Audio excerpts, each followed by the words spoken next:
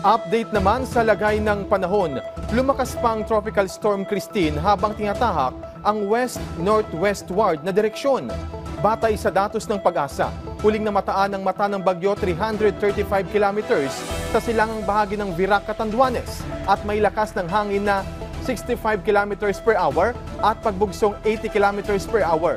Kaugnay nito, nakataas ang Tropical Cyclone Wind Signal number 2 sa Catanduanes. Nakataas naman ang Signal number 1 sa ilang lugar sa Luzon, kabilang ang Ilocos Norte at Ilocos Sur, La Union, Pangasinan, Apayao at iba pa.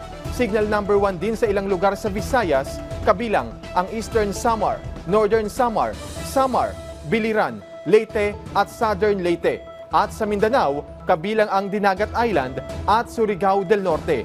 Ayon pa sa Pag-asa, posible itong maging severe tropical storm bago mag-landfall sa Isabela o Northern Aurora bukas. Sa pagkataya ng Pag-asa, posibleng maging typhoon category si Christine sa Biyernes habang tinatahak ang West Philippine Sea.